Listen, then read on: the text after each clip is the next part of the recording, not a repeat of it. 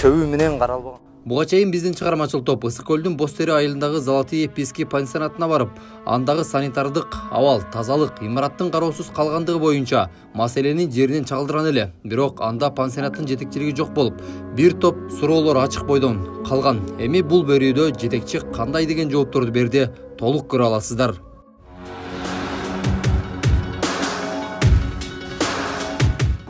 Чатырдын үстүнө бал өскөнү силер деле көргөн эмес болсо керек. Достор, жанагы бактын тамырын кармадым. 200 миң аласам бар. Могул жерден баштап чогулам. Бул жерде дагы ушунун үстүн чатырын сөзсүз түрдө биринчи кезекте Бул жакта баягы ижарага берүүдө, мисалы былтыр 10 миңге берилип аткандарды быйыл 130 миңге чыгарды деп жатышат. Эгер мен кайдыгер мамиле карасам, бул жерге мен көңүлдө бурбайт болчумун да. Эфиңердеги минустар эч нерсе эмес, маселе бияқта жатат деген сөз болот да. Бул да эми дат басканы, суу тамганы деген сөз да, чынбы? Мына үстүнөн бери көгөрүп турат, урматтуу достор. Бул ашкана 10 жылдык иштеп турган дейт. Жашылдандырууга көңүлү бурулбай калган жагы экен. Буга кандай кылат? Жаш 9 ай бою эмне кылат депчи? Иштебей, тазаланбай тургандыгын айтып жатам. Дараттыканадан чыккан суу болуп, чын айтканда кылкылдап жаткан да, видеодо да бар. Биз делечи каптап кетсин, ташып жата берсин дебейбиз. 80 бакты эмне кыйдыңыз? Бак кыйганда мен былтыр материалга сатып алдым өзүм. Марат, Мейсабу жайдын мурунку жанагы медициналык денсаулыкты чыңдоо бүткөн күндөн баштап.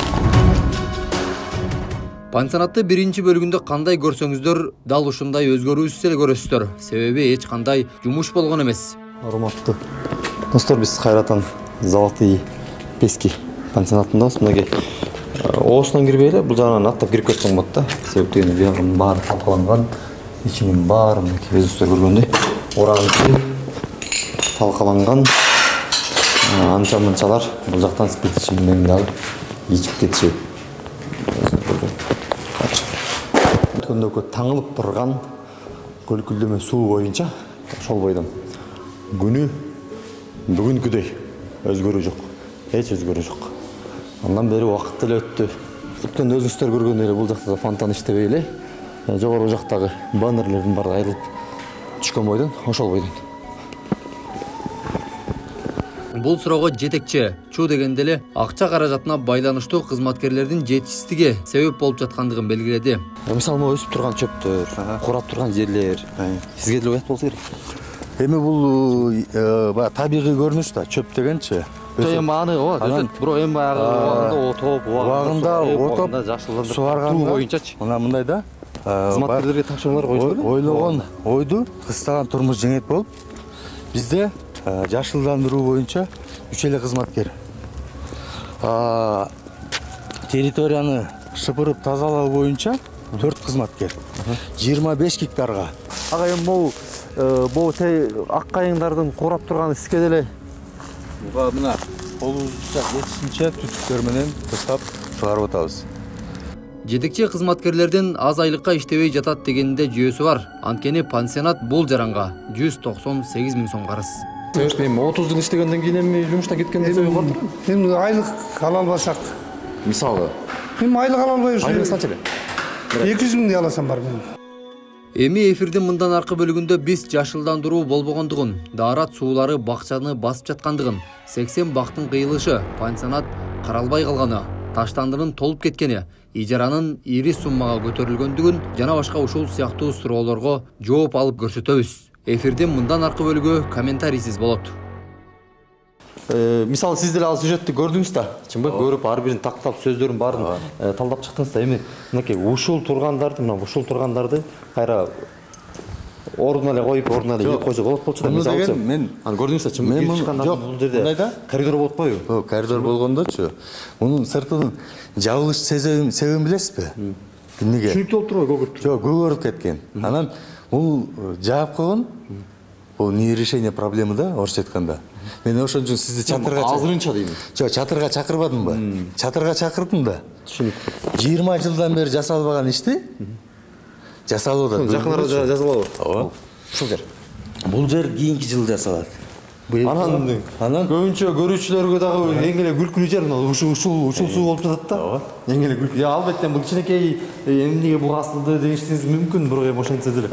Баягы ары бери өткөндөрдү мындай элди сыйлашыбыз керек да, коридор болуп коюп. Эми коридор болгон күндөчү муну алып салдык. Анткени жаан акканда могул жерден баштап чогулат. Чогулуп туруп акырын түшүрүп алабыз да. Жаан. Бул жерде Дал ушунун үстүн чатырын сөзсүз түрдө биринчи кезекте оңдош керек, алмаштырыш керек. Албетте. Мен эмне үчүн сизди чатырды чакырып атам? Чатырды көрсөтөйүн деген себебим Ошол. бул жерде Бак өсүп кеткенби? бул жерде могул имаратка 30 жыл болду. Кечирип коңуз. Сиз сөз каралды да, менин үмүт. Мына муну көрүп атасыз, э? Ооба. Тетиги кадимки деле имараттын үстүнө бак өсүп турабы? Ооба.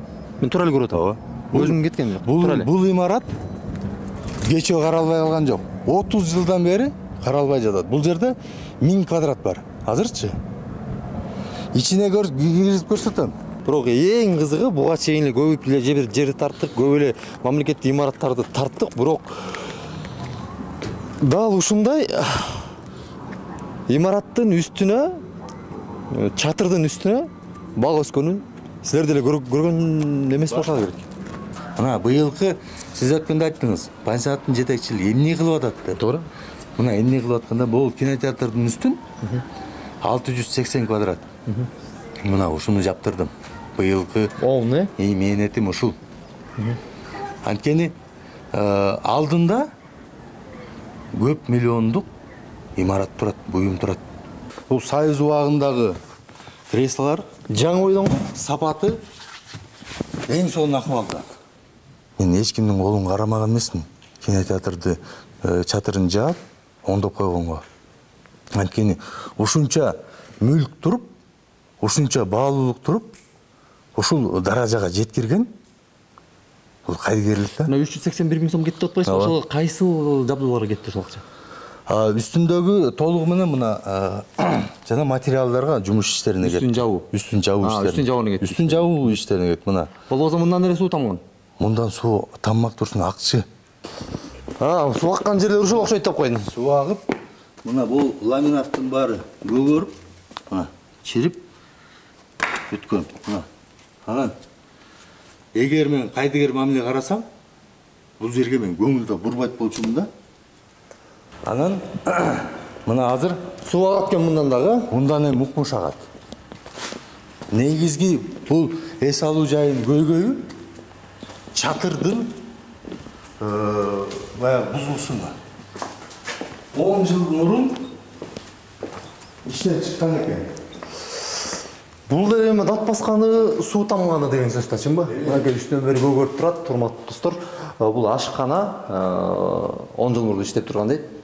Эми азыр абалын көрүп атасыздар. Дат басканынан башкасына чейин. Мына 84-жылы ишке кирген ашканада 40 жылда бир жолу жаңылануу болгон эмес. Оңдоп түзөө иштеги жүргөн эмес. Бул эмнени айтат? Бул кайдыгерликти айтат.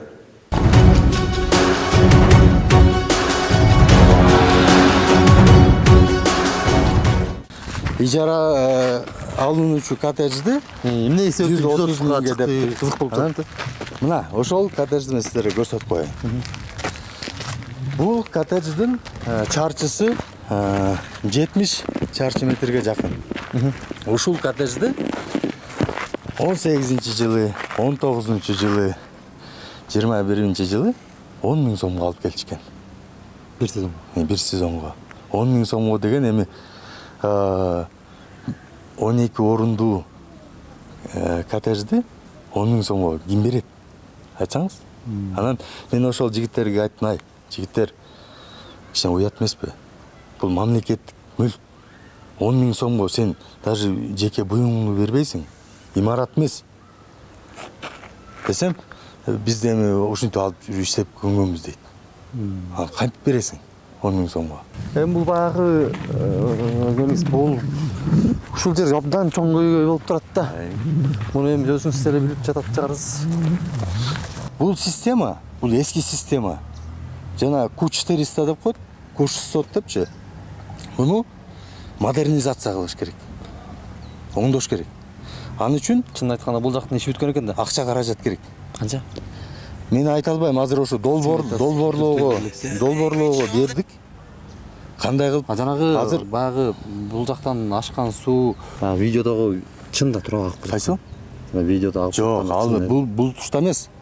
Ал жана видеодо агып аткан жер, ал башка жерде. Кайсы жерде? Мен көрсөтүп берейин, жүрүңүз.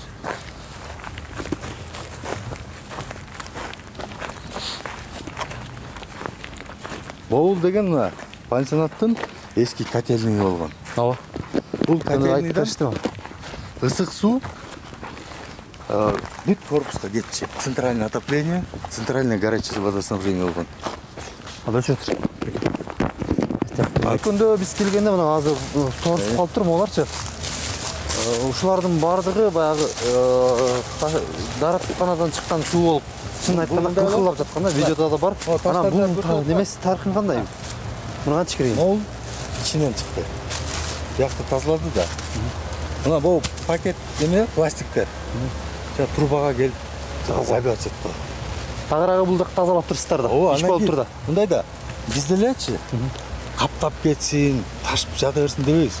80 бакты эмнеге кыйдыңыз? Строй материалга. Кайсыл жака? Курулуш материалга. Кайсыл жака жумшадыңыз? Жанагы крышаны көрсөтпөдүмбү? 350 квадрат. Биринчи көрсөткөн крыша. Ошол жерге жумшадык. Ал жактын сиз толун эле жаңы видеодо көргөндө тол жаңылаңыз. Эски толун үстү жаңы. Бер жак дейсизби? Бер жактагы жанагы биринчи чатырды көрсөтпөдүмбү? Эми баягы калысы үчүн көрүүчүлөр деме мындай баягы суроодо калбаш үчүн көрсөтүп коюбуз да анда эле. Калган баягы элдердин оюнда бар. Бул тактайды мен үйүмө жүктөп кетти. Тактай оролбой. Бекилип, кесилип, кургак жерде турат. 80 эмес 60 бак. 60 бак. Өзүңүздөргө жумшаганга. А тиги эми экологиядан же башка тийиштүү органдардан эмне деди? Албетте биз деген уруксаат кагазын алганбыз. Комиссия келип бекитип берген. Ошонун негизинде кылдык. Мен деле башым эки эмес да. Көрүүчүлөргө кагаз көрсөтүп коесуз. Ооба. Маселе жок. Ошо бак кыйганда мен былтыр материалга сатып алдым өзүм. Бул жак бак кыйып саттыбы? Сатып биз Канча сомдон эмне бак? билбейм, аны бухгалтерияда бүт жазылуу. Мен эмен жок, бирок мен зарплатный эсебинен сатып алдым. Зарплатка чегирип сатып алдыңыз. Чегирип сатып алдым. Булар ушунду сизге сатып атат. Сатты ооба. Кагазда документтер барбы? Бухгалтерияда бүт бар. Мисалы сизге сатып алды деген. Ушу бухгалтерияда бүт бар.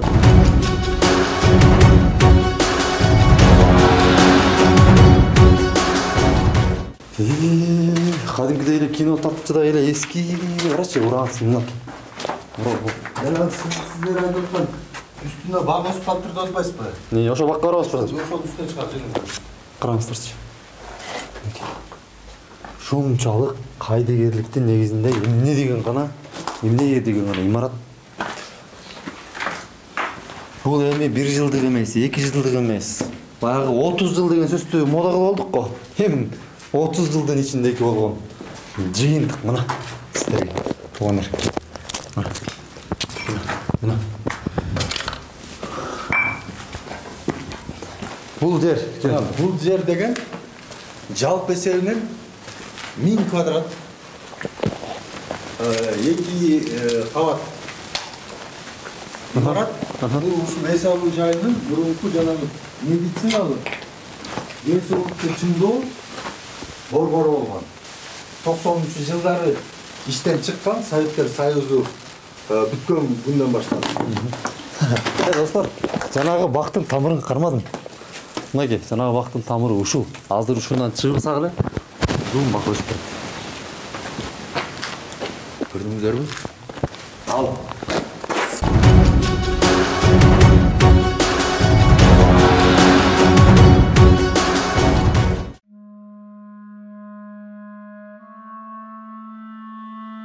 Пансионат 30 жыл бою кайдыгерликтин, тагыраагы ар бир келген жетекчи меники эмес мамлекеттиги деген салкын мамилесинен улам ушул абалга жеткен. Чынында Золотые писки 25 гектарды камтып, кинотеатр, 500 орундук ашкана, түнкү клубка чейин дей койчу бардык шарттары толук түрдө түзүлгөн болчу. Бирок керт башын ойлогон, чөнтөгүн ойлогон чоңдордун курмандыгы болду.